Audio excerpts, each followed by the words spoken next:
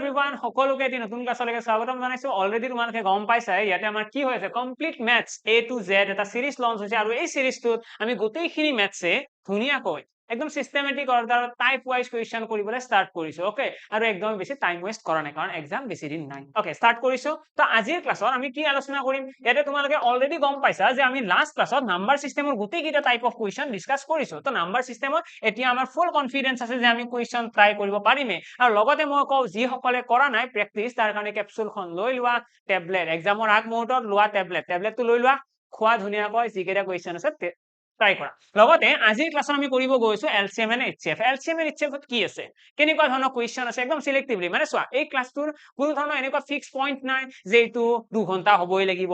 40 minute হলে problem হ'ব বেয়া দেখিব 15 মিনিট হলে আৰু বেয়া দেখিব তেনেকুৱা নহয় যি আহে সেইখিনি কথা পাতিম তাৰ পিছত মই গুচি যাম পইণ্টটো বুজি আছে আমি যিখিনি আহে সেইখিনি কথা পাতি এনেকুৱা নকৰো যে নিজাববীয়াকৈ ক্লাছটো অকণমান দীঘলীয়া কৰিলে দেখাত ভাল দেখি সেইবিলাক কথা নাই দেই তো ডাইৰেক্টলি আৰম্ভ কৰিছো এটা কি আছে এলসিএম এণ্ড এইচচিএফ তো এই চেপ্টাৰটোত আমি প্ৰথমতে জানিব লাগিব হোৱাই এলসিএম অৰ এইচচিএফ কিয় আমি এলসিএম বা এইচচিএফ উলিয়াও এতিয়া তোমালোকে ভাবিব পাৰা এইবিলাক বস্তু কিয় জানিব লাগে এক্সামত আমি যে কনফিউজ হওঁ আমাৰ যে কোৱেশ্চন বিলাক মিষ্টেক হয় আমি যে কোৱেশ্চন পঢ়ি পেলাই বুজি নাপাওঁ যে কৰিব কি লাগে এই কাৰণটো হৈছে এইখিনি বস্তু আমি নাজানো সিলেক্টিভলি আমাৰ এক্সামত আমি এলসিএম এণ্ড এইচচিএফ প্ৰথমতে কিয় উলিয়াব লাগে সেইটো জানিব লাগিব তাৰ পাছত আমাৰ এটা টাইপ অফ কোৱেশ্চন আছে কোৱেশ্চন কেইটা শিকিম আমাৰ ক্লাছ খতম ডান ওকে তো স্টাৰ্ট কৰিছো একদম প্ৰথমতে আছে হোৱাই এলসিএম বা এইচচিএফ তাৰ কাৰণে আমি কোৱেশ্চন এটা লৈ লৈছো চোৱা এই কোৱেশ্চনত কি কৈছে আমাক কৈছে এ ফ্যাক্টৰী ম্যানুফ্যাকচাৰাৰ প্ৰডাক্টস manufacturer produces ঠিক আছে produces হ'ব এটো produces in batches ঠিক আছে batches of 16 24 and 32 units what is the minimum number of units the factory needs to produce so each batch can be formed exactly ঠিক আছে আমাক কৈছে এটা ফ্যাক্টৰীয়ে ঠিক আছে এটা ফ্যাক্টৰীয়ে 16টা বস্তু বনায় 24টা বনায় আৰু 32টা বস্তু বনায় ইউনিট মানে ধৰি লোৱা 16টা বিস্কুটৰ পেকেট বনায় 24টা গাখীৰৰ পেকেট আৰু 32টা কিবা বেলেগ আৰু বস্তু আইটেম এটা বনায় ঠিক আছে এনেকুৱা টাইপৰ এক্সাম্পল আৰু ফ্যাক্টৰী এটা বনাইছে আমাক কৈছে এই বস্তুকেইটা কিমানটা বনাব লাগিব মানে বেটছত মানে কেনেকুৱা এটা বেটছত 16টা বনায় এটা বেটছত 24টা বনায় মানে যেতিয়া বিস্কুট বনাব ন বিস্কুট বনালে কি হ'ব এটা বেটছত মানে এবাৰত 16খন বিস্কুট বনায় ঠিক তেনেদৰে গাখীৰ বনালে 24টা গাখীৰ পেকেট গাখীৰ বনাব ঠিক আছে আৰু 32টা কিবা এটা বেলেগ ফুড আইটেম বনাব এটা মানে এবাৰত তাতকৈ কম কৰিব নোৱাৰে এটা আমাক কৈছে কিমান বাৰ বনাব লাগিব যাতে এই গোটেইকেইটা কি হয় গোটেইকেইটা সমান হয় গোটেইকেইটা সমান হয় বা কিমান তা ইউনিট বনোৱাৰ পিছত গোটেইকেইটা সমান হয় এইটো হৈছে কোৱেশ্চন তো এনেকুৱা ধৰণৰ কোৱেশ্চন যেতিয়া আহিব যে কিমানটা বনাম যাতে গোটেইকেইটা সমান হয় তেতিয়া হলে আমি কি ল'ব লাগে এলসিএম বা এইচচিএফ ৰ কথা আহে ঠিক আছে আৰু লগতে নেক্সট কোৱেশ্চনৰ ফালে আহিছো এইটো কোৱেশ্চন কি কৈছে চোৱা find the length of a plank which can be used to measure exactly the length 4 meter 50 centimeter ঠিক আছে 9 meter 90 centimeter and 16 meter 20 centimeter ultimately ইয়াতে তিনিটা টার্ম আছে ঠিক আছে ইয়াতে আমাক তিনিটা লেন্থৰ বস্তু দিছে তোমালোকে কাপোৰ বুলি ধৰি লব পাৰা ঠিক আছে তিনিখন কাপোৰ আছে আৰু সেই তিনিখন কাপোৰ যে আছে তাৰে বেলেগ বেলেগ লেন্থ আছে আমাক কৈছে ইহতক জুখিবৰ কাৰণে সকলোতকৈ সৰু কিমান দৈৰ্ঘ্যৰ স্কেল লাগিব তো এনেকুৱা ধৰণৰ কোৱেশ্চন বিলাকৰ আমি জেনাৰেলি কি কৰো এলসিএম এণ্ড এইচচিএফ ইউজ কৰো তো আলটিমেটলি তোমালোকক মই অকনমান আইডিয়া দিলো এলসিএম এণ্ড এইচচিএফ কোড ইউজ কৰা হয় ঠিক আছে কিয় এলসিএম উলিয়াব লগা হয় যেতিয়া আমাক এনেকুৱা ধৰণৰ কথা ক'ব ন মই তিনিটা ইয়াতে নাম্বাৰ কৈ দিছো তো এতিয়া আহিব ফাইনেল এক্সাম্পল দেই এলসিএম কিয় এইচচিএফ কেতিয়া কিয় ওলাইছো এইটো তো কোৱেশ্চনৰ চিনাকি যদি আমাক তিনিটা নাম্বাৰ দি দিয়ে এ বি সি আমি যদি এটা এনেকুৱা নাম্বাৰ উলিয়াব লাগে যিটো নাম্বাৰে এই তিনিটা সংখ্যা হৰণ কৰিব পাৰে এটা এনেকুৱা নাম্বাৰ আমি উলিয়াব লাগে যিটো নাম্বাৰে এইটো সংখ্যা এই তিনিটা সংখ্যাকে হৰণ কৰিব পাৰে তো এই ক্ষেত্ৰত আমি এইচচিএফ উলিয়াব লাগে বুজি পালা এইচচিএফ কিয় উলিয়াম হোৱাই এইচচিএফ তাৰ কাৰণটো হৈছে যদিহে আমাৰ কোৱেশ্চন এটা এনেকুৱা ৰিকুৱায়াৰমেন্ট আহে যে এ বি সি তিনিটা সংখ্যা আৰু সেই তিনিটা সংখ্যাকে হৰণ কৰিব পৰা কমন সংখ্যা এটা লাগে না এনেকুৱা সংখ্যা লাগে যিটো সংখ্যাৰে এ কো হৰণ কৰে বি কো কৰে সি কো কৰে লগতে সকলোতকৈ ডাঙৰ সংখ্যা লাগে বুজি পাইছা মানে মই যদি কওঁ ইয়াতে 20 আৰু 30 এই সংখ্যা দুটা হৰণ কৰিব পৰা সংখ্যা কোন এই সংখ্যা দুটা হৰণ কৰিব পাৰো আমি 2 ৰে এই সংখ্যা দুটা হৰণ কৰিব পাৰো 5 ৰে হয় না নাই তো আমি 2 ৰেও হৰণ কৰিব পাৰিম 5 ৰেও পাৰিম দুইটা সংখ্যাকে কিন্তু আমাক যেতিয়া এইচচিএফ বুলি কব সি আমাক কি দিব সি কব সকলোতকৈ ডাঙৰ সংখ্যাটো অৰ্থাৎ 10 10 এটা এনেকুৱা সংখ্যা হয় যিটো সংখ্যা সকলোতকৈ ডাঙৰ যিটো সংখ্যাৰে 20 কো হৰণ যায় 30 কো যায় ঠিক আছে তো আমি গম পালো যে 20 and 30 দুইটা সংখ্যাকে হৰণ কৰিব পৰা সকলোতকৈ ডাঙৰ সংখ্যাটো হৈছে 10 তো এই ডাঙৰ সংখ্যাটো উলিয়াবৰ কাৰণে আমি কি কৰিব লাগে HCF উলিয়াব লাগে ওকে তাৰ পাছত আমাৰ আহিব LCM এতিয়া LCM কি কৰে LCM ৰ ক্ৰাইটেৰিয়াটো কেনেকুৱা তো LCM ৰ কাৰণে মনত ৰাখিবা LCM এটা এনেকুৱা সংখ্যা LCM এটা এনেকুৱা সংখ্যা যিটো সংখ্যাৰে এই তিনিটা সংখ্যা LCM এটা এনেকুৱা সংখ্যা যিটো সংখ্যাৰে এই তিনিটা সংখ্যাকে LCM এটা এনেকুৱা সংখ্যা যিটো সংখ্যা এই তিনিটা সংখ্যাৰে হৰণ যাব দ্যাটস ইট ঠিক আছে এই তিনিটা সংখ্যাকে এই তিনিটা LCM এটা এনেকুৱা সংখ্যা যিটো সংখ্যা এই তিনিটা সংখ্যাৰে হৰণ কৰিব পাৰি অৰ্থাৎ আমাৰ এক্সামত যদি এনেকুৱা ৰিকোয়াৰমেন্ট আহে যে আমি এনেকুৱা এটা সংখ্যা ল'ব লাগে যিটো সংখ্যা A ৰেও হৰণ যাব B ৰেও হৰণ যাব C ৰেও হৰণ যাব তো সেই ক্ষেত্ৰত আমি কি কৰিম LCM A ৰেও হৰণ কৰিম B ৰেও কৰিম C ৰেও কৰিম ঠিক আছে LCM ওলাই দিম LCM ওলাই দিম তেতিয়া আমি কি পাই যাম এনেকুৱা এটা সংখ্যা পাম যিটো সংখ্যা A B আৰু C তিনিটাৰে হৰণ যাব এটা HCF টো কি আছিল HCF আছিল এনেকুৱা সংখ্যা যিয়ে এই সংখ্যা তিনিটা হৰণ কৰে কিন্তু LCM টো উল্টা LCM ক ইহতে হৰণ কৰিব ক্লিয়াৰ এইটো কাৰণে আমি LCM বা HCF উলিয়াব লগা হয় নেক্সট আমাৰ কি আছে এটা ফৰ্মুলা বেসড আছে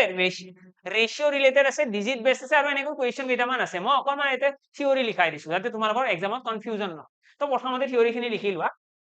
কেইটামান পইণ্ট যাতে এক্সামত কেতিয়াও খেলি মেলি নালাগে প্ৰথম পইণ্টটো লিখিবা HCF বা LCM কেতিয়া ঠিক আছে when LCM when HCF আমি কেতিয়া LCM উলিয়াও তো প্ৰথমতে লিখিবা HCF কেতিয়া উলিয়াও HCF উলিয়াবৰ কাৰণে আমাক যদি কয় ন সকলোতকৈ ডাঙৰ সংখ্যা লিখি লোৱা লাইনটো লিখি লোৱা যাতে খেলি মেলি নহয় আমি HCF কেতিয়া উলিয়াম যদি এটা কুৱেশ্চনৰ সকলোতকৈ ডাঙৰ সংখ্যা লাৰ্জেষ্ট নাম্বাৰ হাইয়েষ্ট নাম্বাৰ ঠিক আছে মেক্সিমাম নাম্বাৰ তো লাৰ্জেষ্ট হাইয়েষ্ট মেক্সিমাম সকলোতকৈ ডাঙৰ এনেকুৱা ধৰণৰ শব্দ যদি কুৱেশ্চনত মেনশন কৰে মানে HCF ক্লিয়াৰ HCF কেতিয়া ওলাই লাৰ্জেষ্ট হাইয়েষ্ট মেক্সিমাম এনেকুৱা ধৰণৰ শব্দ যদি মেনশন কৰে গ্ৰেটেষ্ট শব্দটো যদি মেনশন কৰে সকলোতকৈ ডাঙৰ মানে আলটিমেটলি ডাঙৰ সংখ্যা আমাক যেতিয়া ডাঙৰ সংখ্যা উলিয়াব দিয়ে আমি তেতিয়া কি কৰো ডাঙৰ সংখ্যা উলিয়াব দিলে আমি গ সা উলিয়াব লাগে আৰু লগতে লিখিবা তোমালোকে মেজাৰমেন্ট মানে জুখিব দিয়া বস্তুবিলাকত জুখিব দিয়া সকলোতকৈ ডাঙৰ মেজাৰমেন্ট ৰিলেটেড যিমান কুৱেশ্চন আছে সবতে কি উলিয়াব লাগে HCF উলিয়াব লাগে তোমালোকক মই সিলেক্টিভলি আজি ক্লাছত মুখস্থ কৰাই দিম যে HCF ক'ত উলিয়াব লাগে LCM ক'ত উলিয়াব লাগে মই অলৰেডি মেনশন কৰিলো ডাঙৰ সংখ্যা যদি উলিয়াব দিয়ে HCF লগতে মেজাৰমেন্ট মানে জুখিব লগা নেক্সট LCM কেতিয়া উলিয়ায় এটা LCM লিখি লোৱা LCM হৈছে ডিজিট যদি এটা সংখ্যাত ডিজিট শব্দটো আছে যদি এটা সংখ্যাত ডিজিট শব্দটো আছে অংক বুলি যদি মেনশন কৰিছে এটা সংখ্যা তেতিয়াহলে মনত ৰাখিবা সেই কুৱেশ্চনটোৰ এনসাৰ সদায় LCM হ'ব ডিজিট বুলি মেনশন কৰিলে সদায় LCM হ'ব নিশ্চয় কুৱেশ্চন দেখা চিন্তা কৰিব নালাগে তো ডিজিট বুলি মেনশন কৰিলে আমাৰ কি হ'ব LCM উলিয়াব লাগিব তাৰপিছত আমাৰ কি আছে যদি কয় স্মলেষ্ট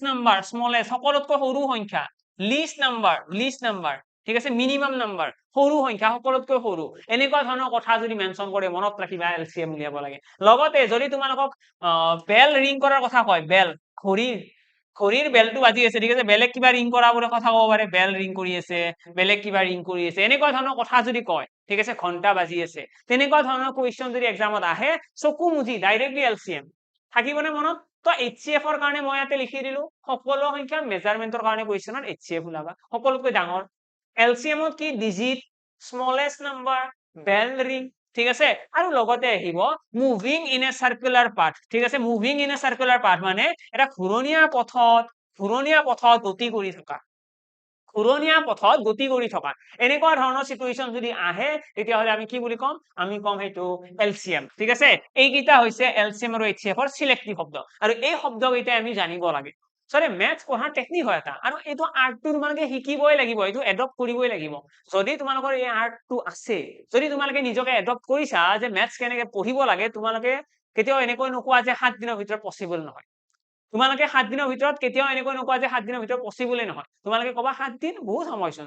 4-5 দিনতে মেথছ কমপ্লিট কৰিব পাৰি এনেকুৱা টাইপৰ মাইন্ডছেট আহি যাব মই কৈ আছো আমি LCM ক'ত ওলাম HCF ক'ত ওলাম এই লাইন কেইটা মনত ৰাখিব লাগে তাৰপিছত কুৱেশ্চন আহিলে হ'ল কুৱেশ্চন আমি কৰিম ঠিক আছে এটা বেসিক লেভেলৰ LCM HCF কি হয় আমি এনে LCM কেনেকৈ উলিয়াও HCF কেনেকৈ উলিয়াও তাৰ কাৰণে মই এই কুৱেশ্চনৰ থ্ৰুতে ইয়াতে বুজাই দিম ওকে এটা এই কুৱেশ্চনত কি কৈছে চোৱা ইয়াতে আমাক কৈছে এক ফ্যাক্টৰি ম্যানুফ্যাকচাৰাৰ এইখিনি প্ৰডিউস কৰে তাৰ পিছত কি কৈছে মিনিমাম নাম্বাৰ আমাক কি কৈছে চোৱা এই মিনিমাম নাম্বাৰ শব্দটো চোৱা মিনিমাম মই অকনমান আগতে কৈছিলো যে সকলোতকৈ সৰু মিনিমাম আছিল লিষ্ট স্মলেষ্ট লিখি লৈছা ন লাইনটো ভিডিওটো ৰিকেপ কৰা যদি এতিয়াও লিখা নাই ৰিকেপ কৰা সেইখিনি লিখি আহা ওকে তো আমাক কৈছে মিনিমাম নাম্বাৰ বুলি কৈছে মানে আমি LCM ল'ব লাগিব কাৰ LCM ল'ম ইয়াৰে যিকেইটা সংখ্যা আছে 16 24 32 বুজি পালা এই তিনটা সংখ্যাৰ এলসিএম এলসিএম কিমান হ'ব এলসিএম ক্যালকুলেশন কেনেকৈ কৰে তাৰ কাৰণে আমি হৰণ কৰিব লাগিব 16 24 আৰু কি আছে 32 ঠিক আছে তো 8 रे 8 দুগুণ 16 8 3 গুণ 24 8 4 গুণ 32 নেক্সট আমি কি কৰিম 2 ৰে এবাৰ 3 ৰে গ'ল আৰু 2 ৰে দুবাৰ গ'ল তাৰ পিছত 3 আৰু 2 ৰৈ গ'ল ঠিক আছে আমি যদি ইয়াতে চাও 8 দুগুণ কিমান হ'ল 16 16 দুগুণ 32 16 দুগুণ 48 48 দুগুণ কিমান হ'ব 96 তো আমাৰ কাৰেক্ট আনসাৰ আহি গ'ল এলসিএম 96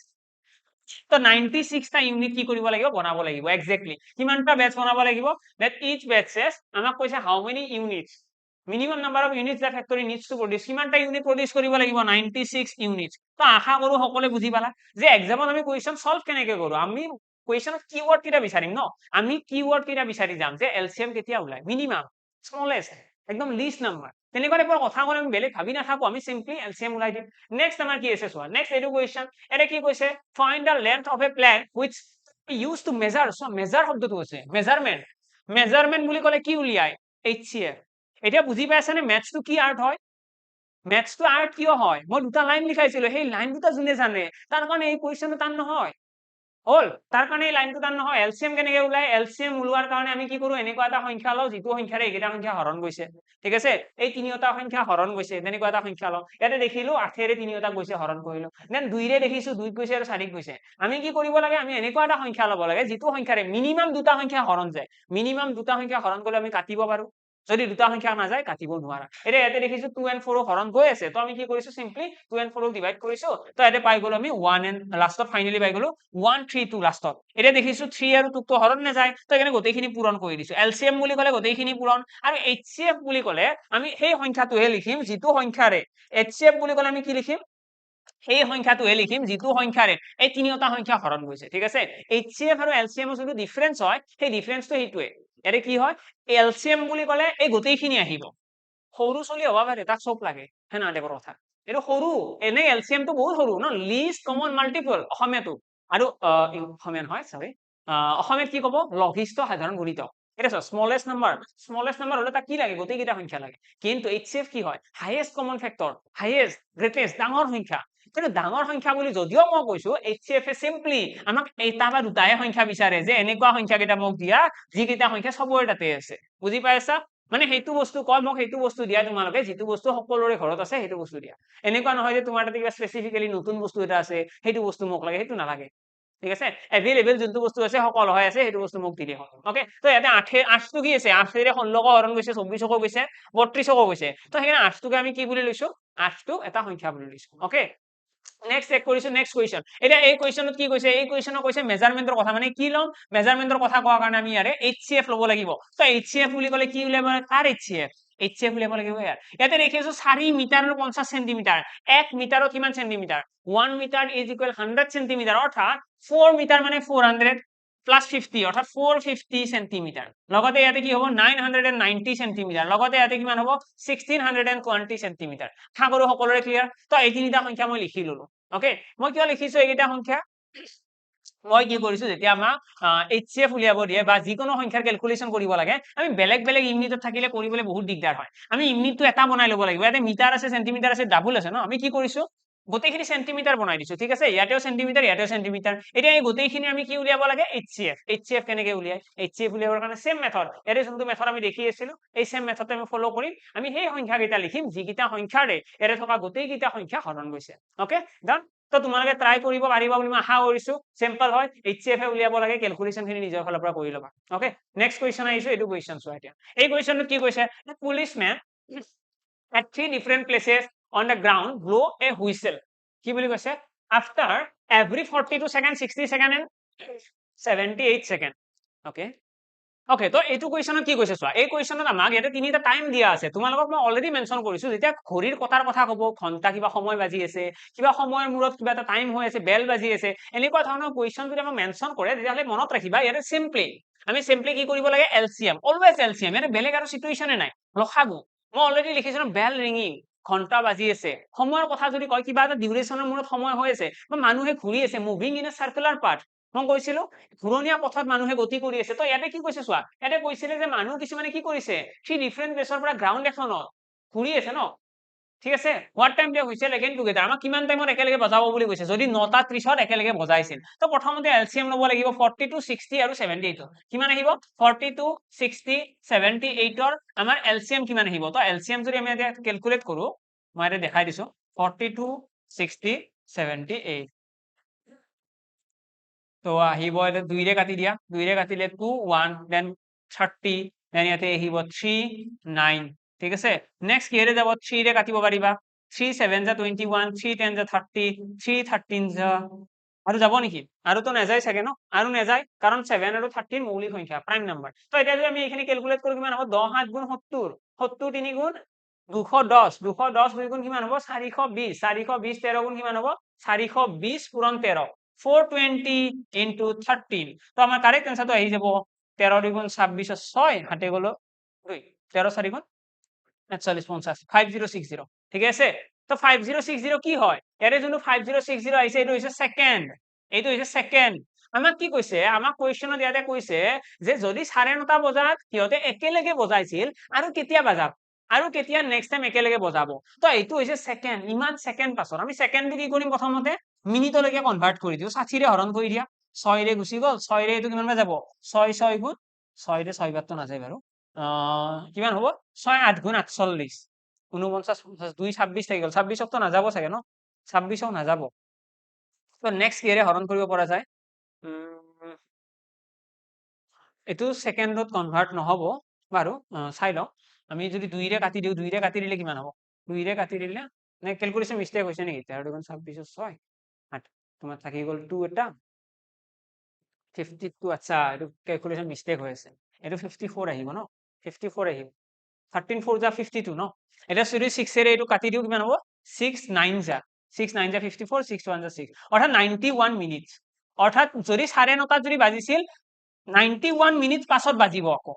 মানে প্ৰথম কথা তোমালোকে এই কোৱেশ্চনৰ পৰা মডেল অফ দা ষ্টৰী কি তোমালোকে এইটোৰ এলসিএম ল'ব লাগে এলসিএম কিয় ললা তাৰ কাৰণটো হৈছে মই কৈছো বেল ৰিংিং সাৰ্কুলাৰ পাথত ঘূৰি আছে এনেকুৱা টাইপৰ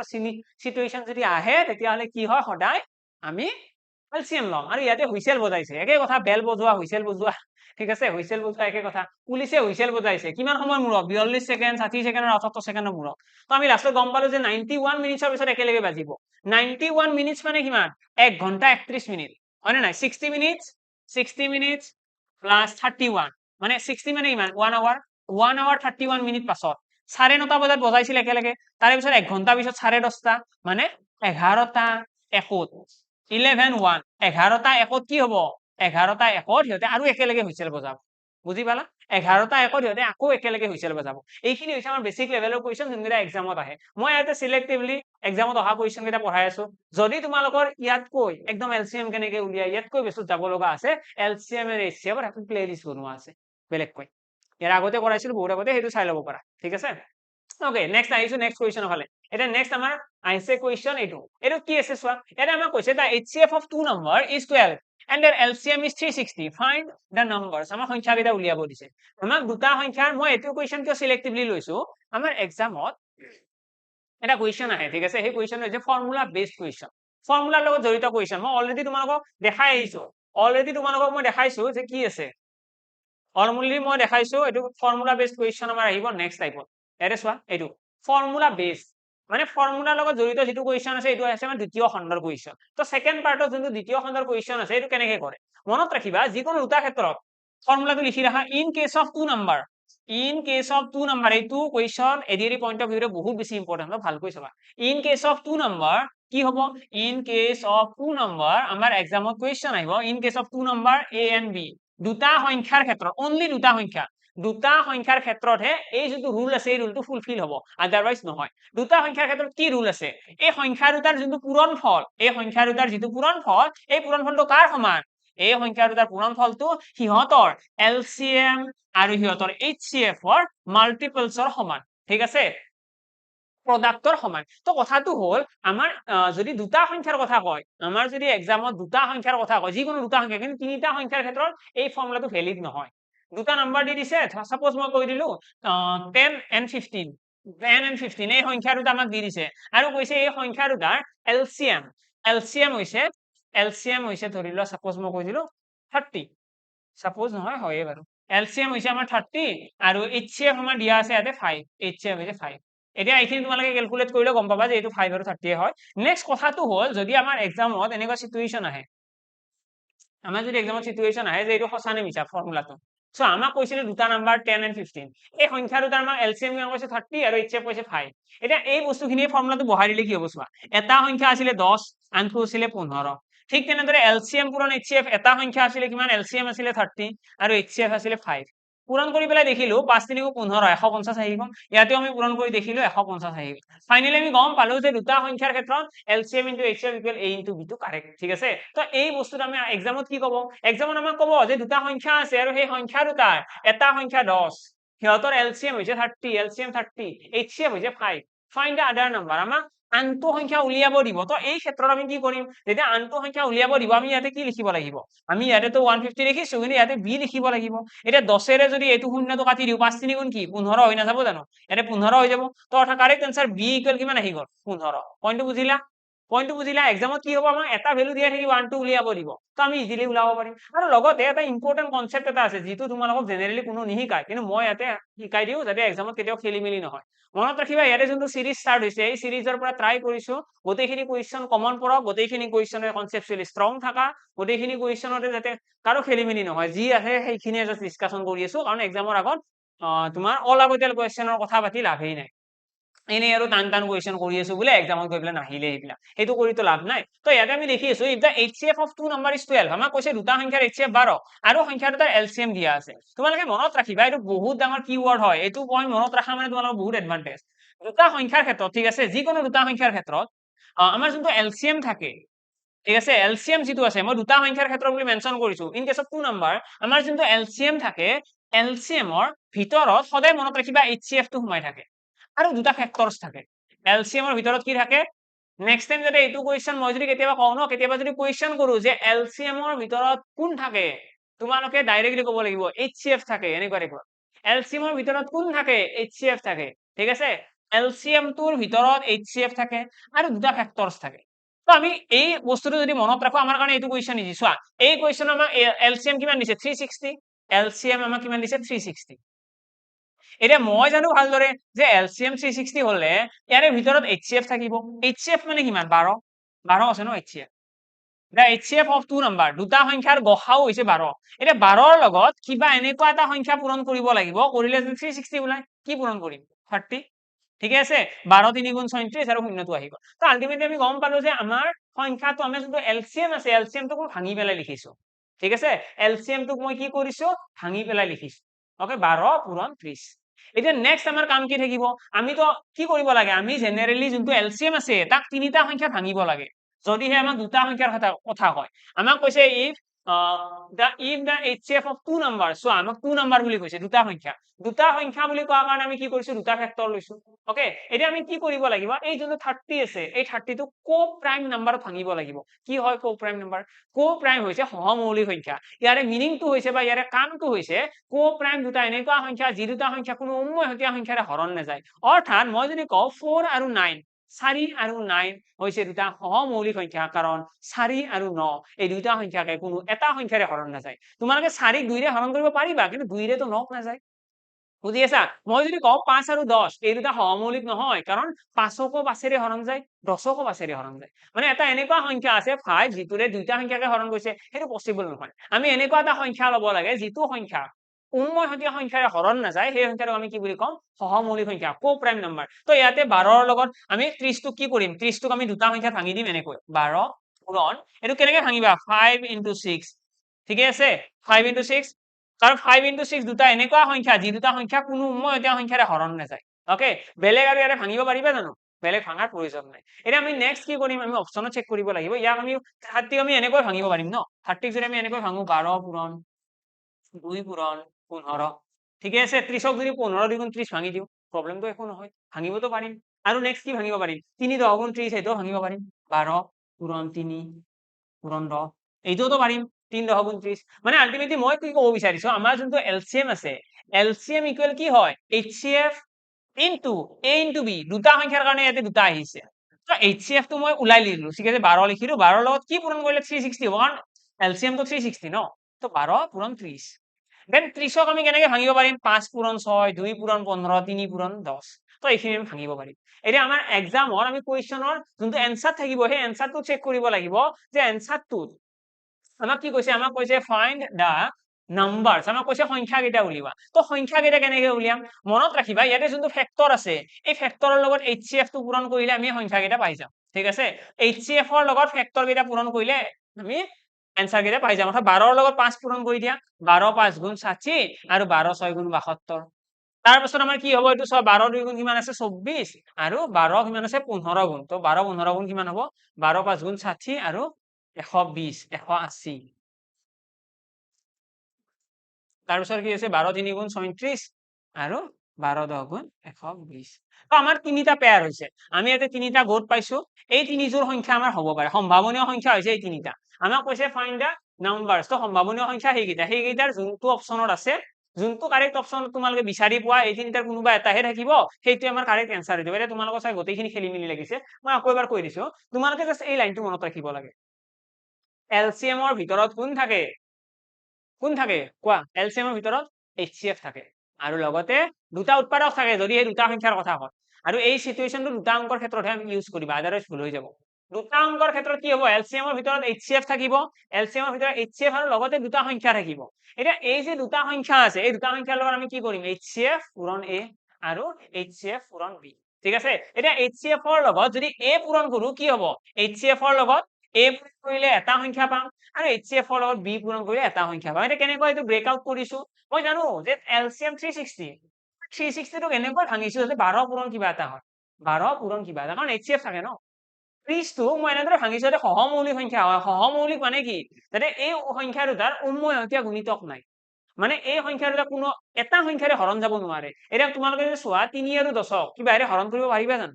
তোমালোকে অবভিয়াসলি 10ক 2ৰেও পাৰিবা 5ৰেও পাৰিবা 10ক এটা 3টো নোৱাৰা ন মানে দুইটা সংখ্যা হৰণ যাব লাগিব যদি মই ইয়াতে এটা এক্সাম্পল দি দিওঁ ইয়াতে দিলো 15 আৰু ইয়াতে দিলো 18 এতিয়া এই দুটা সহমৌলিক নহয় কিয় কাৰণ 3ৰেও 15 হৰণ যাব 5 বাৰ 3ৰেও 18কো যাব 3 নম্বৰ সংখ্যাটোৰে দুইটা সংখ্যাকে হৰণ যায় আছে নে নাই তো দুইটা সংখ্যাকে হৰণ গলে আমি সেইটো সহমৌলিক বুলি নকওঁ সহমৌলিক এইবিলাক 2 15 3 10 5 6 এইবিলাক সহমৌলিক সংখ্যা আশা কৰো সকলোৱে বুজি পালা নেক্সট কুৱেশ্যনৰ ফালে আহিছো এতিয়া কি হ'ল আমি ফৰ্মুলাটো বুজি পালো আমাৰ এক্সাম ফৰ্মুলা বেস কুৱেশ্যন এইটো আহিব আৰু লগতে আমি এই কনসেপ্টটো লগাই পেলাই আমি আনসাৰ দিব পাৰিম ওকে এটা নেক্সট আমাৰ কি আহিব নেক্সট আছে ৰেশিও বেস কুৱেশ্যন ৰেশিও অনুপাতৰ লগত জড়িত কুৱেশ্যন এইটো এটা বহুত ইন্টাৰেষ্টিং হয় এইটো আমি শিকিব লাগিব ঠিক আছে অনুপাতৰ লগত জড়িত কুৱেশ্যন মই যে তোমালোকক এই ৰিসেন্টলি তোমালোকক এটা কথা কলো যে LCM ৰ ভিতৰত কি থাকে LCM সমান HCF থাকিব লগতে কি থাকিব A পূৰণ B এই যে A আৰু B ৰ কথা কৈছিলো সেই A আৰু B হৈছে এই অনুপাত কেইটা মনত থাকিব ঠিক আছে আমাৰ LCM ৰ ভিতৰত কোন থাকে HCF আৰু লগতে A আৰু B যে থাকে সেই A আৰু B হৈছে অনুপাত আমি যেতিয়া অনুপাতৰ কনসেপ্টত আহো অনুপাতৰ কনসেপ্টটো যদি আমি ফৰ্মুলাৰ লগত মাৰ্জ কৰাবলৈ বিচাৰো যে এইটো লগ হৈ যাওক বুজিবলৈ সুবিধা হওক আমি যদি এটা বস্তু মনত ৰাখিলে দুইটা আহি যায় একেলগে তো সেইটো কাৰণে আমি কি কওঁ যে এই যিটো ফৰ্মুলা আমি শিকিলো যে LCM ৰ ভিতৰত HCF থাকে আৰু A আৰু B দুটা সংখ্যা থাকে এই যে A আৰু B দুটা সংখ্যা আছে সেই দুটাই হৈছে অনুপাত যদি মই কৈ দিও যে তোমালোকে অনুপাত উলিয়াব লাগে তোমালোকে চাবা নেকি টেস্ট কৰি চা 60 আৰু 72ৰ অনুপাত উলিয়াব লাগে কিমান হ'ব 60:72 কিমান হ'ব 12ৰে কাট খাই যাব 12 5 গুণ 60 12 6 গুণ 72 আৰু তো নাযায় তো এইটো হৈ গ'ল আমাৰ সিহঁতৰ অনুপাত আৰু এই ৰেশিওটো ইয়াতে মিলিছে নে চোৱা 5:6 মিলিছে নে মানে আলটিমেটলি ইয়াতে যি দুটা A আৰু B আছে এই দুটা আছে অনুপাত বুজি পাইছা আৰু ইয়াতেও কি আহিব সেম যদি তোমালোকে এইটো কৰিছা 24 আৰু 180 এইটোতো এনসাৰটো আহিব সেইটোৰ সমান 2:15 এইটো কৰি চালে আহিব 3:10 তো এইখিনিয়ে কথা তো ইয়াতে আমাৰ কি হ'ব আমি গম পালো যে এই অনুপাত কেইটা দিয়াৰ লগে কনসেপ্টটো বেছি চেঞ্জ হৈ নাযায় আমি কি কৰিছিলো অকনমান আগতে আমি অৰিজিনেল নাম্বাৰ উলিওৱাৰ কাৰণে HCF ৰ লগত A পূৰণ কৰিছিলো অৰিজিনেল নাম্বাৰ উলিওৱাৰ কাৰণে HCF ৰ লগত A পূৰণ কৰিছিলো এটা নাম্বাৰ পাই গৈছিলো তাৰ পাছত HCF ৰ লগত B পূৰণ কৰিছিলো আনটো নাম্বাৰ পাই গৈছো ঠিক আছে আমাক কৈছে two numbers are in the ratio of 5:11 দুটা সংখ্যাৰ অনুপাত দিয়া আছে আৰু সিহঁতক আমাৰ গসাউটো দি দিছে গসাউ হৈছে 7 তো অৰিজিনেল নাম্বাৰ কৈছে আমাৰ অৰিজিনেল নাম্বাৰ কেইটা উলিওৱা তো আমি কি কৰিম 7ৰ লগত অৰ্থাৎ গসাউৰ লগত এবাৰ A পূৰণ কৰিম A মানে কিমান 5 তো 7 5 গুণ 35 এবাৰ গসাউৰ লগত 11 পূৰণ কৰিম অৰ্থাৎ B 11 7 গুণ 77 আশা কৰো সকলোৰে ক্লিয়াৰ একদম সিম্পল যদি তোমালোকক কোৱেশ্চন দি দিয়ে যে দুটা সংখ্যাৰ অনুপাত 5:11 সিহঁতৰ গসাউ দিয়া আছে 7 গসাউ 7 এলচিএম উলিওৱা তো এই ক্ষেত্ৰত আমি কি কৰিম 5 এৰ ভ্যালু 11 বিৰ ভ্যালু আৰু 7 HCF গোটেইখিনি পূৰণ কৰিলে आंसर আহি গ'ল ক্লিয়াৰ তো এইখিনি বস্তু আমি ইউজ কৰিম এটা এক্সামত এনেকুৱা নহয় যে আমাক সদায় দুটাই অনুপাত দিব যদি তোমালোকক কেতিয়াবা এনেকৈ কৈ দিয়ে যে 2:3:4 এই সংখ্যা তিনিটা সংখ্যাৰ অনুপাত এইটো সংখ্যা তিনিটাৰ গসাউ হৈছে 10 অৰ্থাৎ HCF কিমান HCF হৈছে 10 এনেকুৱা ধৰণৰ যদি কোৱেশ্চন দিয়া সেম মেথড ইউজ হ'ব সেম মেথড যদি আমাক কৈ দিয়ে যে তিনিটা সংখ্যাৰ অনুপাত এইটো আৰু সংখ্যা তিনিটাৰ গসাউ হৈছে 10 তেতিয়াহলে সংখ্যা কেইটা উলিওৱা তো এই ক্ষেত্ৰত আমি কি কৰিম 10ৰ লগত 2 পূৰণ কৰিম 10 2 গুণ 20 10ৰ লগত 3 পূৰণ কৰিম 10 3 গুণ 30 আৰু 10ৰ লগত 4 পূৰণ কৰিম 10 4 গুণ 40 হৈ যাব আমাৰ কাৰেক্ট আনসাৰ ঠিক আছে আশা কৰো ক্লিয়াৰ তো অনুপাতৰ ক্ষেত্ৰত আমি কি কৰিব লাগে জাস্ট গসাউৰ লগত এই অনুপাত কেইটা পূৰণ কৰিব লাগে ইনস্ট্যান্টলি আমাৰ आंसर ওলাই আহে আৰু যদি আমাক কয় যে লসাগু উলিওৱা আমি কি কৰিম গসাউ লিখিম লগতে এই অনুপাত কেইটা গোটেই কেইটা পূৰণ ঠিক আছে ইয়াৰে এ বি হৈছে তিনিটা থাকিলে এ বি সি হ'ব আশা কৰো ক্লিয়াৰ ধুনীয়াকৈ বুজি পালা নেক্সট এইটো কোৱেশ্চন তোমালোকে ট্ৰাই কৰিবা ইয়াৰে কি কৈছে চোৱা এটা আমাক কৈছে two numbers are in the ratio of 2:3 দুটা সংখ্যাৰ আমাক অনুপাত দিয়া আছে এই the products of the number সংখ্যা দুটাৰ পূৰণফল and their LCM and HCF if the product of the number and their LCM and HCF is 294 ঠিক আছে find the numbers product of their if the product of their LCM and HCF আমাক কৈছে যে দুটা সংখ্যাৰ অনুপাত এইটো এই অনুপাতৰ পৰা আমাক কি উলিয়াব দিছে সংখ্যা দুটাৰ LCM আৰু HCF ৰ যোনটো পূৰণফল আছে এইটো হৈছে 294 LCM আৰু HCF ৰ পূৰণফল এইটো আমি বহুত ভালদৰে জানো এইটো কোৱেশ্চন সলভ কৰাৰ কাৰণে আমি ৰেশিও মেথড ইউজ কৰিব লাগিব ৰেশিও মেথডে আমাক কি কয় ৰেশিও মেথডটো হৈছে সকলোতকৈ ইজি মেথড যদি বুজি পাও চোৱা আমি অনুপাতক কেতিয়াও অৰিজিন বুলি ক'ব নোৱাৰো অনুপাতৰ পৰা যদি অৰিজিনেল সংখ্যা উলিয়াব লাগে সদায় x এটা লগাব লাগে ৰেশিও এণ্ড প্ৰপৰচনৰ এটা সিৰিজ অলৰেডি কৰা আছে যদি বেস লেভেলৰ পৰা চাব বিচাৰো চাব পাৰা ইয়াতেও কৰিম বাৰু কথা নাই ইয়াতেও আমি গোটেইখিনি কৰিম বাট ষ্টিল এতিয়া যদি ৰিসেন্টলি এইটো প্ৰবলেম হৈছে লগে লগে যাই পেলাই চাই আহিব পাৰা এটা ক'লো এটা সংখ্যা 2x এটা সংখ্যা 3x আমি অলৰেডি এটা ফৰ্মুলা শিকিছো যে দুটা সংখ্যাৰ পূৰণফল সংখ্যা দুটাৰ লসাগু আৰু গসাউৰ পূৰণফলৰ সমান আমাক এটা কৈয়ে দিছে যে সংখ্যা দুটাৰ লসাগু আৰু গসাউৰ পূৰণফল হৈছে 294 two numbers are in the ratio of 2:3 সংখ্যা দুটা অনুপাত দিয়া আছে মই কি কৰিছো তাৰ পৰা সংখ্যা দুটা উলাই লৈছো নেক্সট আমাক কৈছে if the product of their LCM and HCF অৰ্থাৎ ইহতৰ লসাগু আৰু গসাউৰ পূৰণফল হৈছে 294 তো মই কি দেখিলো মই ফৰ্মুলা ইউজ কৰিছো এইটো ফৰ্মুলা ইউজ কৰিছো a পূৰণ b equal LCM into HCF এতে a এৰ ভ্যালু কিমান আছে a এৰ ভ্যালু আছে 2x b এৰ ভ্যালু আছে 3x চাই লোৱা 2x 3x কাৰণ এটা অৰিজিনাল নাম্বাৰ আৰ এলসিএম পূৰণ এইচসিএফ কিমান সংখ্যা দুটাৰ প্ৰোডাক্ট আমাক দিয়া আছে ন কোৱেশ্চনত 294 এটা এইখিনি সলভ কৰিলে কিমান হ'ব 3 2 গুণ 6 x square 6 x square equal আহিব 294 যদি 6 ৰে কাটি দিয়া 6 4 গুণ 24 থাকি গ'ল কিমান 5 6 9 গুণ 1 তো আমাৰ থাকি গ'ল ইয়াতে 49 অৰ্থাৎ x ইকুয়াল কিমান আহিব √49 √49 মানে আমাৰ আহি গ'ল 7 তো x ৰ ভ্যালুটো আহি গ'ল 7 অৰ্থাৎ আমাক কি কৈছে নাম্বাৰ কেইটা উলিয়াব দিছে 2x মানে কি 2x মানে হৈছে 7 2 গুণ 14 3x মানে কি 3x মানে হৈছে 7 3 গুণ 21 সংখ্যা কেইটা হৈছে 14 আৰু 21 আশা কৰো বুজি পালা ধুনীয়াকৈ বুজি পালা কাৰো একো প্ৰবলেম নাই নেক্সট কোৱেশ্চন হলে আহিছো নেক্সট কি আছে তো নেক্সট ওকে মই এখন কৈ দিছো যদি কোনোবাই বিচৰা আছে ধুনীয়াকৈ টপিক ওয়াইজ গোটেই কেইটা কোৱেশ্চনত সিলেক্টিভলি যি টাইপ অফ কোৱেশ্চন আছে গোটেই কেইটা লাগে ইয়াতে মই অলৰেডি কৰাই আছো যদি প্ৰেক্টিস কৰিব বিচৰা এই যোনখন মেথছৰ ক্যাপসুল বুলি আছে ন এইখনতে সেইখিনি বস্তু আছে ঠিক আছে ইয়াতে আমাৰ নতুন নতুন কোৱেশ্চন দিয়া আছে এক্সামৰ একদম টাইপস ওয়াইজ প্ৰতিটো চেপ্টাৰৰ যিকোনো এটা চেপ্টাৰ তোমালোকে নাম কোৱা সেই চেপ্টাৰটোত কি আছে যি কেইটা টাইপৰ কোৱেশ্চন আছে ধৰিলা 5টা টাইপৰ কোৱেশ্চন আছে তো ইয়াতে 5টা কোৱেশ্চন আছে তোমালোকৰ কাৰণে বেষ্ট কি হ'ব তোমালোকে বেছি ডাইভাৰ্ট নোহোৱা তোমালোকে এটলিষ্ট এইটো গম পাবা যে এক্সামত আহিব কি এই 5টা আহিব ন 5টাই চাই যাম বেছি আৰু চাব লগা নাই ন একদম সিলেক্টিভলি কোৱেশ্চন খিনি আছে যি সকলে বিচৰা লব পৰা একদম ধুনীয়া হয় তোমালোকৰ যদি মেথছৰ যেটো বেমাৰ আছে না বেমাৰটো নোহোৱা হৈয়ে যাব মানে বেমাৰটো নোহোৱা হৈ যাব পুৰা আৰু লগতে কেনেকৈ বাই কৰিবা প্লে ষ্টৰত যাবা ই-কুইপাত যোনটো এপ আছে এপটো ইনষ্টল কৰিবা তাত গৈ পেলাই কেটেগৰিজ এই যোনটো কেটেগৰিজ আছে ইয়াতে গৈ পেলাই পিডিএফ কোৰ্সত ক্লিক কৰাৰ লগে লগে ইয়াতে তোমালোকে দেখি যাবা ঠিক আছে বাই নাও কৰিবা হৈ গল ওকে নেক্সট আহিছো এইটো এটা কোৱেশ্চন এটা কি কৈছে চোৱা এটা কৈছে find the largest 4 digit number exactly divisible by এইটো চোৱা 4 ডিজিট শব্দটো আহিছে ডিজিট শব্দটো মই অকনমান আগতে কৈছিলো ন এটা লাইন এটা লিখাইছিলো ক্লাছৰ গোটেইখিনি কথাৰে নোটছ বনাই আছা বুলি মই আশা কৰিছো, কাৰণ নোটছ নবনালে একো বুজি নাপাবা, নোটছখিনি বনাই যাবা। মই ডিচিশ্যন লৈছো বা মই এটা প্লেনিঙত গোটেইখিনি কোৰ্চ কৰাই আছো, যে তোমালোকৰো কমপ্লিট হ'ব, লগতে তোমালোকে বুজিও পাবা। এনেকুৱা নহয় যে ক্লাছ বিলাক এনেই চাই আছো, চাই আছা মানে কিবা এটা লাভ হ'বই, এক্সামত গৈ পেলাই তোমালোকে কুৱেশ্যন কৰিবও পাৰিবা। তোমালোকে কি কৰিব লাগে, ইয়াৰে ক্লাছত যিমান পঢ়াইছো লাগিলে 5 ঘণ্টা পঢ়া, দিনটোত 5 ঘণ্টা মেথছেই কৰা, ইয়াৰে ভিডিঅ'ৰ যাতে প্ৰতিটো পইণ্ট বুজি পাওঁ, ঠিক আছে। মই সেইকাৰণে বেছি কুৱেশ্যন প্ৰেক্টিছৰ ফালে যোৱা নাই। কুৱেশ্যন প্ৰেক্টিছ কৰিলে কি হ'ব, একো লাভ নাই। কুৱেশ্যন প্ৰেক্টিছ তোমালোকে এপছৰ পৰা কৰিব পাৰিবা। ইয়াতে কি কৰিব লাগে, যোনখিনি বেচিক্স আছে, যোনখিনি কনচেপ্ট আছে, সেইখিনি শিকিব লাগে। তো কনচেপ্ট খিনিৰ ফালে মেইনলি ফ'কাছ কৰিছো। ইয়াতে কৈছে find the largest 4 digit number, ইয়াক ডিজিট বুলি কৈছে। মই অলৰেডি এটা লাইন লিখাইছিলো যে লসাগু, ডিজিট বুলি ক'লে সদায় লসাগু, লাৰ্জেষ্ট হওক স্মলেষ্ট হওক মেটাৰ নকৰে। আমি জেনেৰেলি কওঁ ন, যেতিয়া স্মলেষ্ট নাম্বাৰ বুলি কয়, সৰু সংখ্যা, তেতিয়াহে আমি লসাগু উলিয়াও। সৰু সংখ্যা বুলি ক'লেহে আমি এলচিএম ওলাও। কিন্তু ইয়াতে আমাৰ কি হ'ব, ইয়াতে আমাক কৈছে লাৰ্জেষ্ট, বাট লাৰ্জেষ্ট ক'লে আমি জেনেৰেলি কি কওঁ, লাৰ্জেষ্ট বুলি ক'লে আমি জেনেৰেলি এইচচিএফ ওলাও। কিন্তু যিহেতু ইয়াতে ডিজিট শব্দটো আছে, এই ডিজিট শব্দটো হৈছে সকলোতকৈ বেছি পাৱাৰফুল। ই কি কৰে, ই যিকোনো এটা কুৱেশ্যন এলচিএম উলিয়াবলৈ আমাক বাধ্য কৰাই দিয়ে। ই আমাক ডাইৰেক্টলি ক'ব যে এলচিএম ওলাবা, নহ'লে জেলত ভৰাই দিম, এনেকুৱা টাইপৰ কথা। এলচিএম ওলাবই লাগিব, আদাৰৱাইজ জেলত ভৰাই দিব। তো আমাক কৈছে largest 4 digit number exactly divisible by 15, 21 আৰু 28। তো কেনেকে কৰে, ইয়াতে দুটা ষ্টেপ আছে। প্ৰথমতে আমি এলচিএম ওলাম, কাৰ এলচিএম ওলাম, 15, 21 আৰু 28। কেনেকে হ'ব, এইটো হৰণ কৰিব লাগিব। কিহেৰে হৰণ যাব, 3ৰে কৰিব পাৰা, 3ৰে যাব, 3ৰে যাব, এইটো 28 তো নাযায় বাৰু। 3ৰে তোমাৰ যাব 21, 3 7 গুণ 21, 3 5 গুণ 15। তাৰপিছত আৰু কিহেৰে যাব, 7ৰে যাব, 7 4 গুণ 28 আৰু 7 1 গুণ 7। ঠিক আছে, 7 1 গুণ 7 আৰু 5 নাযায়, আৰু তো নাযায়, আৰু নাযায়, কাৰণ এৰে 4 আৰু 5 যেনেকুৱা সহমৌলিক সংখ্যা। 5 4 গুণ 20, 20 7 গুণ 140, 140 3 গুণ 420, 420 আমাৰ আহি গ'ল কিমান, এলচিএম, 420 এলচিএম। কিন্তু আমাক উলিয়াব কি দিছে, আমাক কৈছে find the largest 4 digit number, সকলোতকৈ ডাঙৰ 4টা অংকৰ সংখ্যা। এতিয়া 4টা অংকৰ সংখ্যা কি আছে, ফাৰ্ষ্ট এইটো কথা, 4টা অংকৰ সংখ্যা আছেনো কি। তো 4টা অংকৰ যদি আমি সংখ্যাৰ কথা কওঁ, সকলোতকৈ ডাঙৰ সংখ্যাটো হৈছে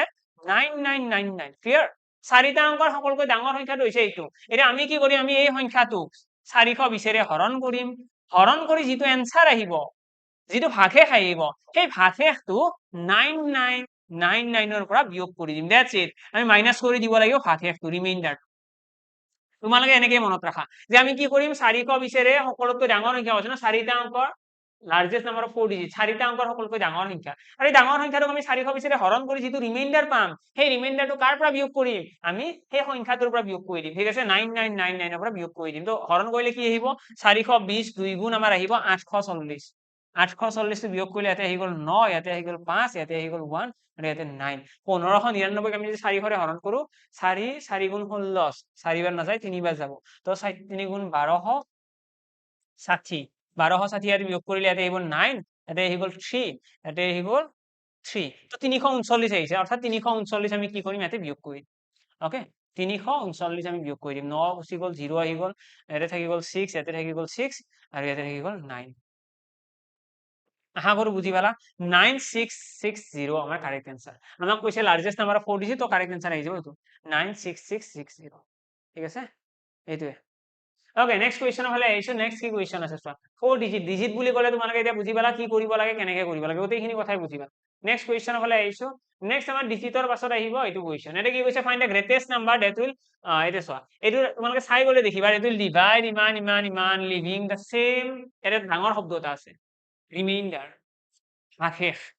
ৰিমাইণ্ডাৰ মানে কি, ৰিমাইণ্ডাৰ মানে হৈছে ভাগশেষ। এই কুৱেশ্যনটো হৈছে আমাৰ ৰিমাইণ্ডাৰ বেছ, ভাগশেষৰ লগত জড়িত প্ৰশ্ন। যদি কেতিয়াবা তোমালোকৰ এক্সামত ভাগশেষৰ লগত জড়িত প্ৰশ্ন হয়, কেনেকৈ সলভ কৰিবা, তাৰ কাৰণে মই এটা ট্ৰি এটা বনাই দিওঁ। মনত ৰাখিবা, আমাৰ ভাগশেষৰ লগত জড়িত প্ৰশ্ন দুটা ধৰণৰ থাকে, এটা থাকিব লসাগু, এটা থাকিব গসাগু। ঠিক আছে, মই ইয়াতে লসাগু লিখিছো, ইয়াতে গসাগু লিখি দিম একেলগে।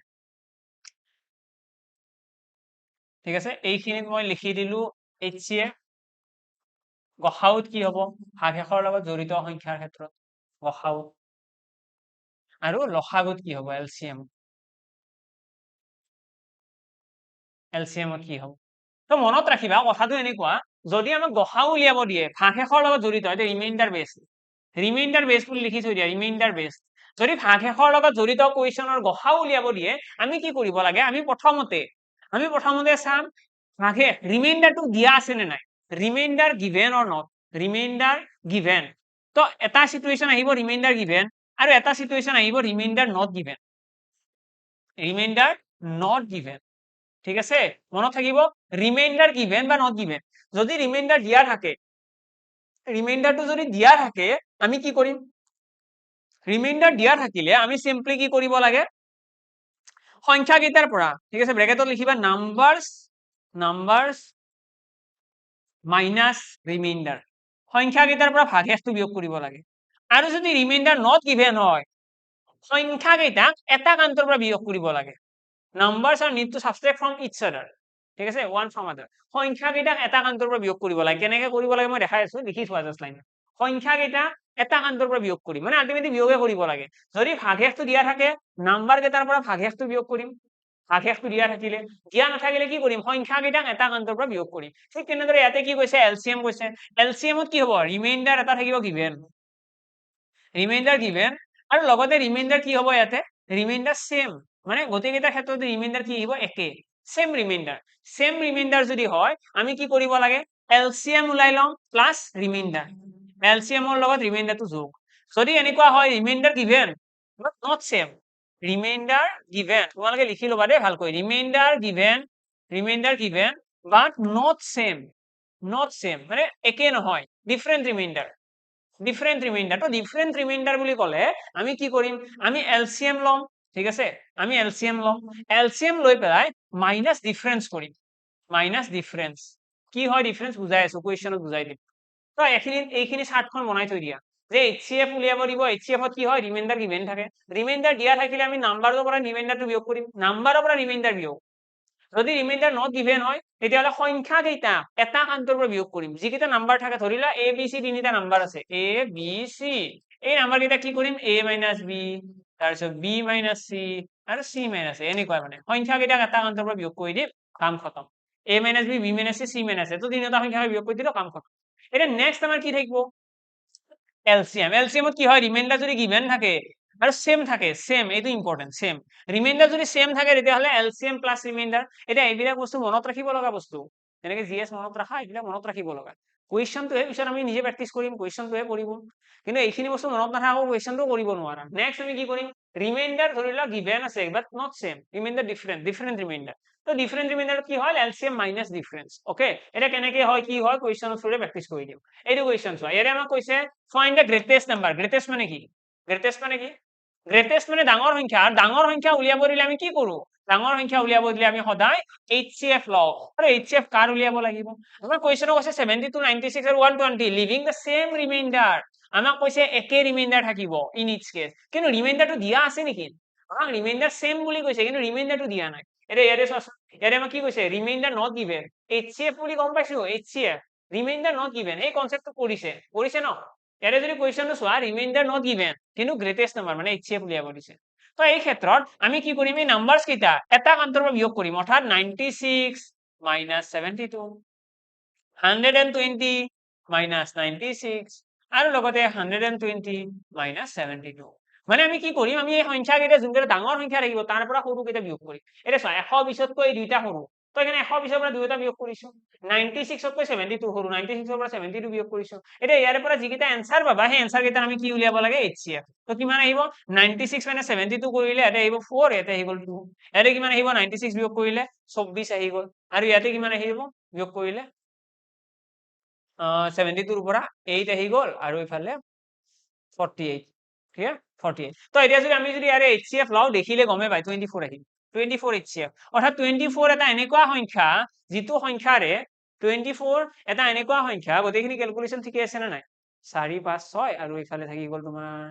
ঠিকে আছে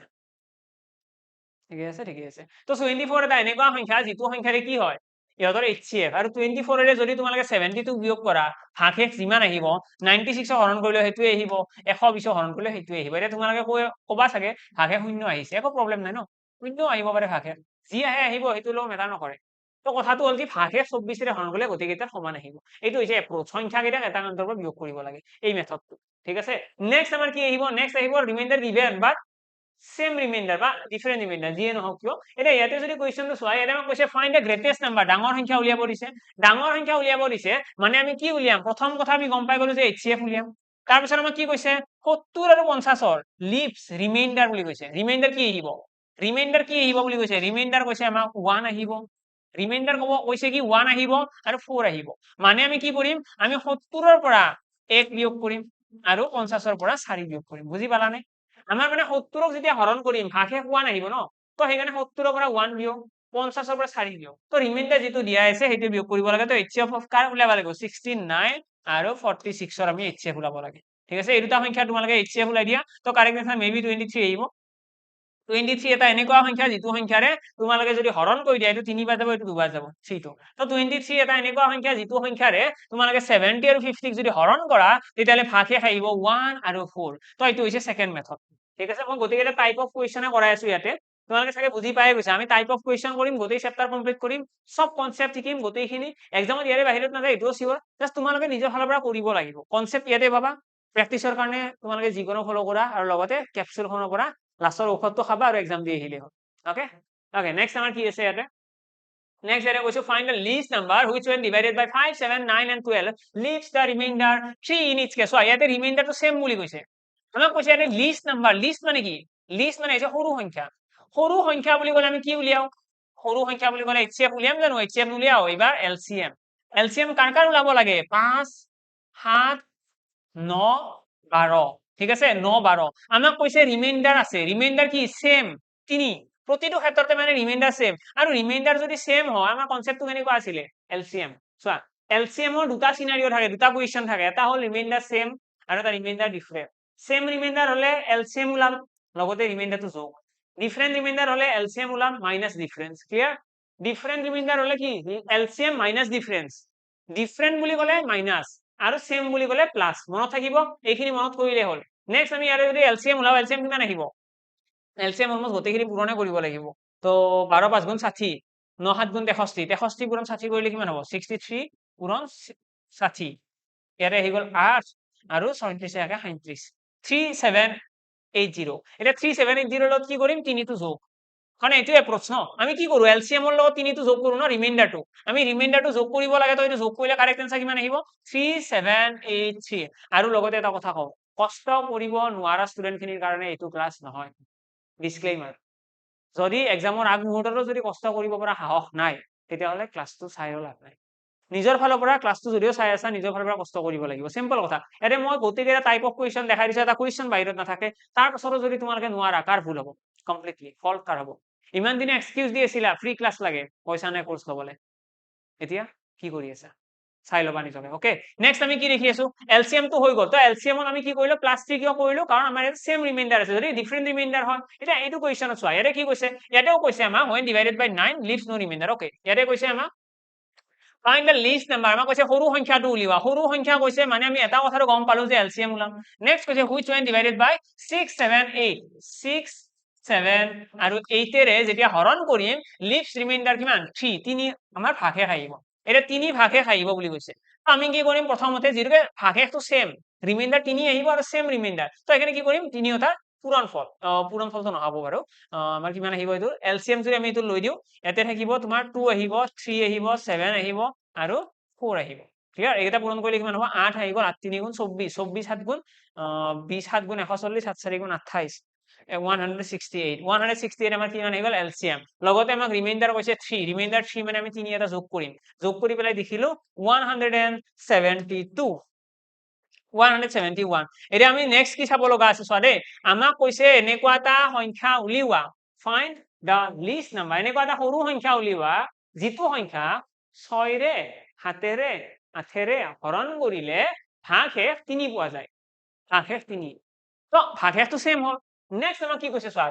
বাট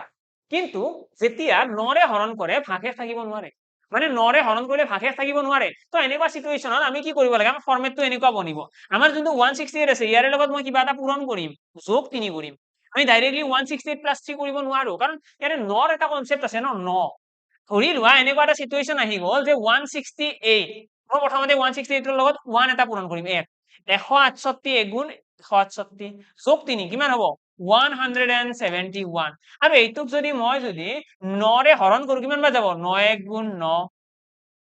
8 হৈ গ'ল 9 9 গুণ 81 19 বাৰ গৈছে মানে 171 ক ধুনিয়াকৈ হৰণ গৈছে এটো কেনেকৈ আহিল 168 যোগ 3 কিন্তু ধৰি লোৱা এটা হৰণ নগল হেতেন বাই চান্স এইটো হৰণ যোৱা নাই তেতিয়া কি কৰিবা তেতিয়া তোমালোকে কি কৰিব লাগিব 168 পূৰণ 2 বুজি পালা 168 পূৰণ 2 যোগ 3 এইটো কৰিব লাগিব যদি এইটোতো এনসাৰটো নাহে নেক্সট তোমালোকে কৰিব 168 পূৰণ 3 যোগ কিমান হ'ব 3 পূৰণ 3 যোগ 3 মানে এই যোনটো এমৰ ভ্যালু আছে এমৰ ভ্যালুটো লাহে লাহে বাঢ়ি বাঢ়ি গৈ থাকিব যেতিয়ালৈকে আমি এইটো ফুলফিল নহয় যে 9 ৰে হৰণ কৰিলে নো ৰিমাইন্ডাৰ 0 নোলাই 9 ৰে হৰণ কৰিলে ভাগে 0 হ'ব লাগিব বুজি পালা এইটো আৰু লগতে আমি এক্সাম হল এইবিলাক কৰি থাকিম নেকি পূৰণ লাভ নাই আমি অপচন নাপাম জানো আমাক কৈছে এনেকুৱা এটা সংখ্যা উলিওৱা যিটো সংখ্যা হৰণ কৰিলে 9 ৰে ডাইৰেক্টলি হৰণ যায় এতিয়া 9 ৰ হৰণৰ নিয়ম লাষ্ট ক্লাছত শিকিছো ন নাম্বাৰ সিস্টেমত কি শিকিছো 9 ৰ হৰণৰ নিয়ম আমি 9 ৰ হৰণৰ নিয়ম ইউজ কৰিম অপচন কেইটা চাম ডাইৰেক্ট গম পাম যে কোনটো কোনটো সংখ্যাক 9 ৰে হৰণ যায় আছে ওকে তাৰ পাছত আমি চাম কোনটো কোনটো সংখ্যাক 6 7 আৰু 8 ৰে হৰণ যায় আৰু হৰণ কৰিলে ভাগে 3 ওলাই অৰ্থাৎ আমাৰ এলসিএম যেটো আহিছে আমাৰ এলসিএম ইয়াতে আহিছে 168 ঠিক আছে 168 আহিছে আমি এটা এনেকুৱা সংখ্যা বিচাৰিম যেটো সংখ্যা 168 ৰ মাল্টিপলস হয় 3 বিয়োগ কৰাৰ পাছত মানে 3 টো বিয়োগ কৰি লম এটা ইয়াতে চোৱা এনসাৰটো আমাৰ ধৰিলা 171 অপচনত আছে মই কি কৰিম প্ৰথমতে মই চেক কৰিম 171 ক 9 ৰে হৰণ যাব নে নাই কেনেকৈ গম পাম 7 যোগ 1 যোগ 1 9 7 1 8 7 1 9 9 তো 9 ৰে হৰণ যাব আলটিমেটলি এইটো 9 ৰ গুণিতক 9 ৰে হৰণ যাব তাৰ পাছত মই কি কৰিম 171 ৰ পৰা -3 কৰিম -3 কাৰণ যোগ হৈ আছে ন ইয়াতেতো যোগ হৈ আহিব -3 কৰিলে মই পাইছো 168 মানে আমাৰ মিলি গ'ল ধৰি লোৱা এনেকুৱা এটা সিচুৱেশন আহিল যে আমাৰ কাৰেক্ট এনসাৰটো 168 ৰ মাল্টিপলস আছিলে তো মাল্টিপলস থাকিলেও +3 হৈ নাছে জানো প্ৰথমতে মই চাম 9 ৰে হৰণ হৈছে নে তাৰ পাছত মই কি কৰিম +3 টো গুচাই দিম অৰ্থাৎ -3 কৰিম ঠিক আছে -3 কৰি পেলাই মই চাম 168 ৰে হৰণ যায় আছে নে নাই ইউনিট ডিজিট চেক কৰিম এটা চোৱা 8 2 গুণ 16 নাহিব জানো নেক্সটটো কি 8 3 গুণ 24 4 নাহিব জানো হকৰ ঘৰত তো এইবিলাক গোটেইবিলাক কনসেপ্ট আমি ইউজ কৰিব পাৰিম তো কথা নাই তোমালোকে জাস্ট কৰিব পাৰিলে হ'ল ওকে নেক্সট কোৱেশ্চন ফালে আহিছো ওকে খতম চৰিত ন ইমান কম সময়ৰ ভিতৰত কেনেকৈ খতম হ'ব পাৰে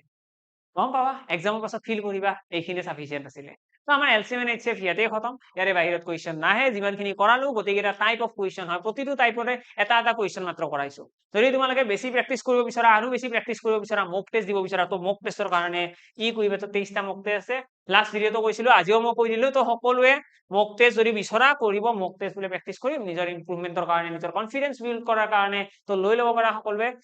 বাকি লগ পাম নেক্সট ক্লাছত এৰে নেক্সট ক্লাছত আমি কি কৰিম এভাৰেজ আমাৰ অলৰেডি আমাৰ দুটা টপিক গুছি গল ন দুটা টপিক গুছি গল সকলোকে মই এডভাইস কৰো ইয়াৰে যিকেইটা পাৰ্ট থাকিব এটা পাৰ্টও যাতে মিছ নকৰা আৰু লগতে কেপচুলটো ঠিক আছে নহলে বেমাৰ ভাল নহব বেমাৰটো ভাল কৰি ল'বা একেলগে বেমাৰ ভাল কৰি ল'বা আৰু লগতে ইয়াতে যিমান কেইটা পাৰ্ট আছে আমি অলৰেডি নাম্বাৰ সিস্টেম গ'ল এলসিএম এন্ড এইচসিএফ গ'ল এতিয়া আমাৰ নেক্সট আহিব এভাৰেজ তাৰ পিছত পাৰ্চেন্টেজ টাইম এন্ড ওয়াৰ্ক আৰু লগতে ক্লাছ বিলাক ৰেকৰ্ডেড আপলোড কৰা ৰিজনটো হৈছে যাতে তোমালোকৰ টাইম ওয়েষ্ট নহয় এটা এটা বহুত ডাঙৰ কথা একচুয়ালি কাৰণ আমি যদি মই নিজে পাৰ্সোনালি ফিল কৰো তোমালোকে নিজে কোৱাচোন হয় নে নাই যদি হয় কমেন্ট বক্সত কিন্তু কবা যে বহুত টাইম লস হয় যদিহে ম্যারাথন ভিডিও চাও ম্যারাথন ভিডিওত কি হয় জেনাৰেলি যদি লাইভ ভিডিও কৰা হয় না বহুত টাইম গুছি যায় লাইভ ক্লাছ এটা ম্যাৰাথন এটেন্ড কৰা মানে তোমাৰ এপ্ৰক্সিমেটলি দিনটো 6-7 ঘণ্টা গুছি যাব এটা তোমালোকৰ কি এডভান্টেজ থাকিব আজিৰ ক্লাছটো ধৰিলা তোমালোকে বস্তুখিনি জানা অলৰেডি অবিয়াসলি তোমালোকে জানিবা এটা এক্সামৰ আগ মুহূৰ্ত অবিয়াসলি তোমালোকে মেক্সিমাম কথা জানা তো যিমানখিনি কথা জানা সেইখিনি তোমালোকে স্কিপ কৰিব পাৰিবা আৰু যিখিনি নাজানা সেইখিনি তো অবিয়াসলি লাহে লাহে ৰিকেপ কৰিবা তেনেকৈ নোটস বনাবা নোটসখিনি ৰিভাইজ কৰিবা তেনেকৈ পঢ়িবা না অবিয়াসলি আৰু লগতে মেথছৰ কেপচুলৰ পৰা প্ৰেক্টিস কৰিবা ওকে থ্যাংক ইউ লগ পাম সকলোকে নেক্সট ক্লাছত বাই বাই